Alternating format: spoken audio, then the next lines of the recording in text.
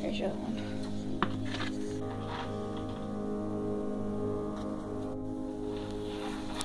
Please remove the finger sensor and the blood pressure cuff. Heart rate 69. Oxygen content 96. Blood pressure 109 over 60.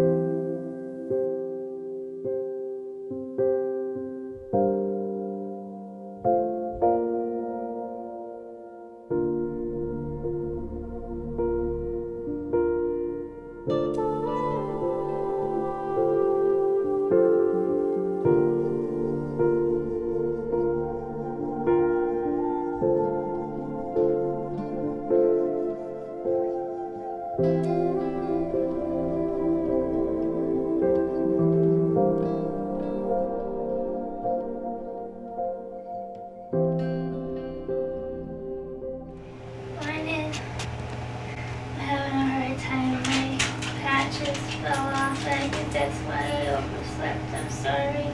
It's okay. I gotta tape them back onto my body though. That sucks. Before I go through withdrawal, which is the worst part, let alone pain, which is okay. Yeah. Can I see your cool stair lift in action? I wish I didn't need my stair lift. I know. I wish it had another speed like normal and turbo. I feel like Granny McPhee.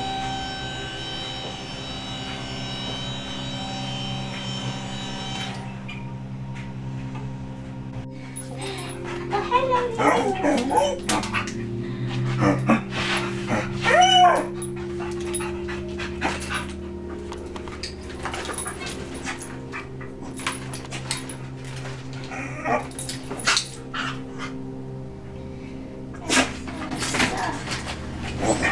It's hard to find normal stuff.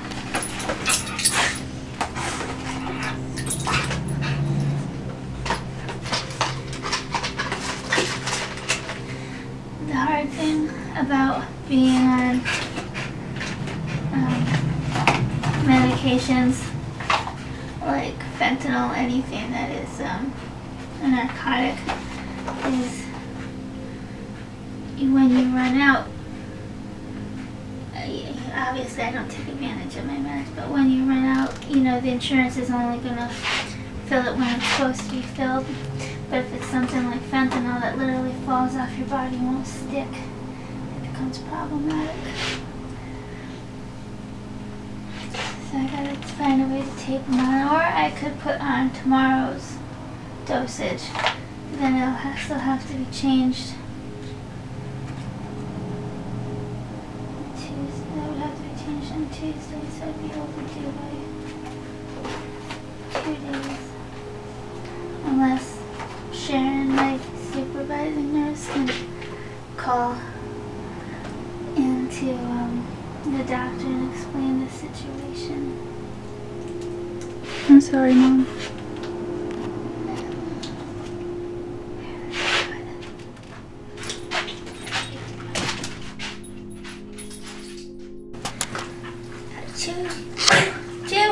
Two. Alright, one more. Pizza crust. It's so gentle for me. Oh, get a shake. Oh my gosh. I almost lost my phone.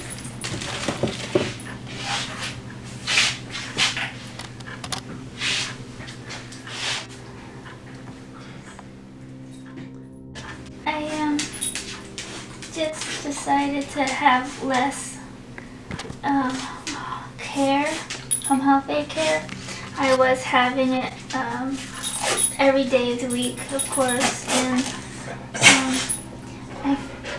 twice during weekdays, and that doesn't include nursing or social work or counseling, any of that. That's just the aides who help me keep the house clean, and on bad days they help me wash my hair, that kind of thing.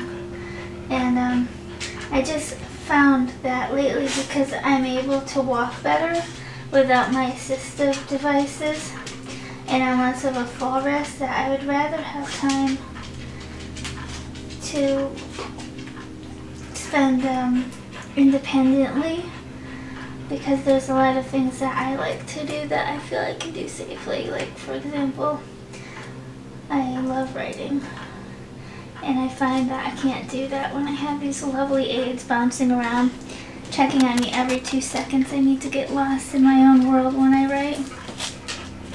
That's one of the things that I'm looking forward to doing. The other thing is I have this dream of course, of starting a foundation someday with you for vets and for chronic illness, you know. But for me personally, I have vets and all of the comorbidities. Pardon me. Get this on my body. Made it not fall off. Do you want pumpkin spice or caramel? Caramel. No one drinks coffee with me without you. I should clean the house for you. I'm gonna do the shower before I leave. I think it needs to be bleached. What do you do when I had always been the housekeeper of the family, you know? Mm-hmm. I mean, you were, when you're home, you always were a wonderful help, even when you were little. But I can't get down on my hands and knees and scrub it. And so that leaves it to your father and your brother, your older brother, not Bob. Obviously Bob can't do it either. So what do we do? You know? Sometimes I'll try to spray the extra water on it. Or I'll try to use one of those squirting things and try to get down there and aim the sprays or the bubble things. I'm sorry, my memory sucks. It's okay. Especially before coffee. But also because of all the trucks, so.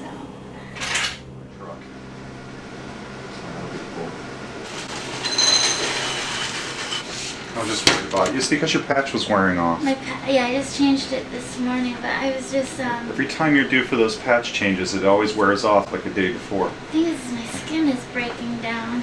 You gotta put them on another area. I am, but it's instantly bothering me now in the other area. My skin is literally starting to break down. I hate that you have to wear those damn things. I know. It just bugs me. I don't know what to do. Every day, it's like trying to be figure out what fire am I gonna have to fight today. It's really frightening. I remember the first time they gave it to me. I mean, it made such a big difference.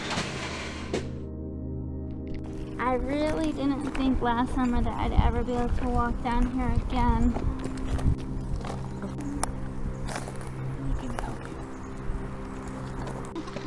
I just remember when you guys were little, how I would take you out here. And it was so hard for you guys to walk, and now look at me, I'm the one that can't walk.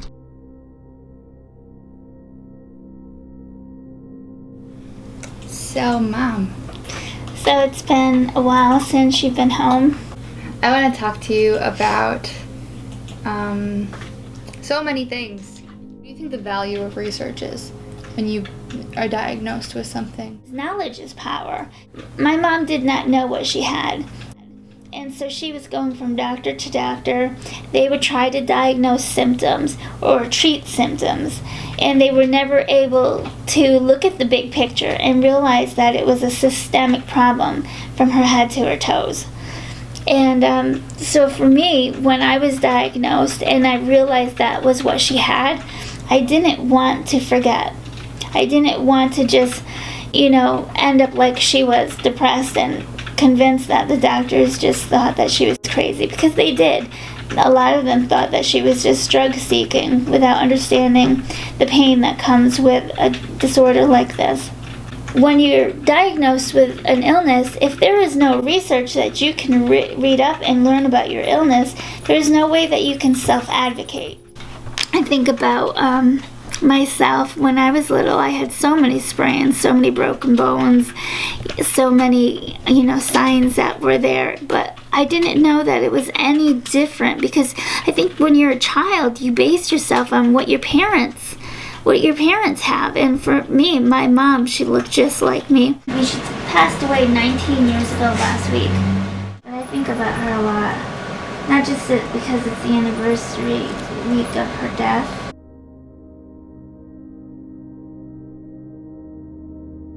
As I go through different ups and downs of my own health, I always think about her and how she just didn't have the answers that I have. She didn't have the tools that I have to manage her health. And I wonder if she would have been able to live longer, if they would have caught the aneurysm that she had in her head. And I wonder if she had aneurysms everywhere else like I do. The ones that I have right now, except for the ones in my head, they're all small and contained, and they don't seem to be growing each time they're tested. And so since my mom never had an autopsy, they never looked to see if she had anything like that or what caused her aneurysm, Happy birthday to Justin Wheeler. Happy birthday to you. How is Justin? Show Mommy, Miranda. Miranda, show Mommy one finger. One finger. Justin has one finger. Show Mommy.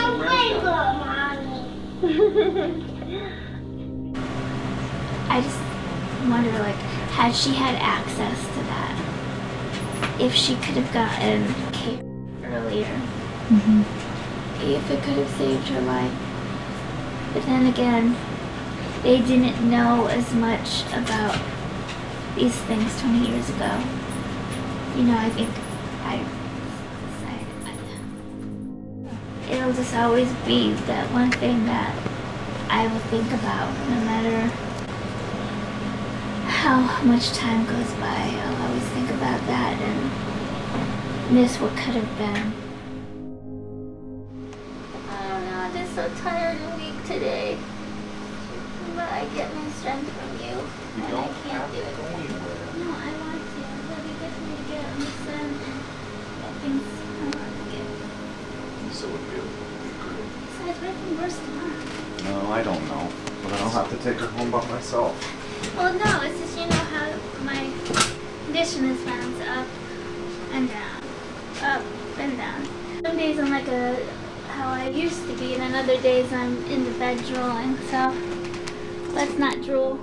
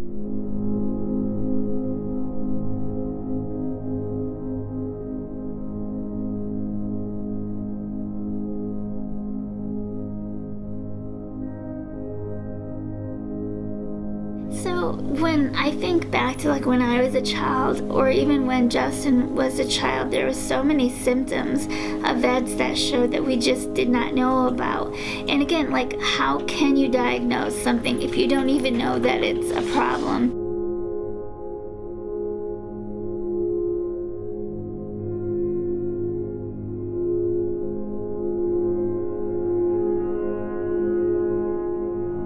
It's so easy to look back in time with, 20/20 vision. Like when Justin, his knee spontaneously broke and his ACL detached from the bone after it kicked back while scootering. Or, for myself, that I needed my varicose veins removed by the time I was 22 years old.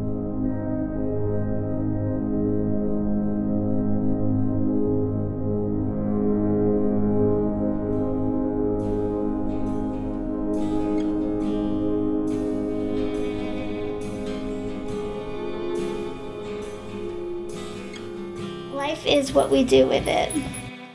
Dreams are what we do with them. Like, our dreams will not come and knock on our door and be like, all right, we're here to have you.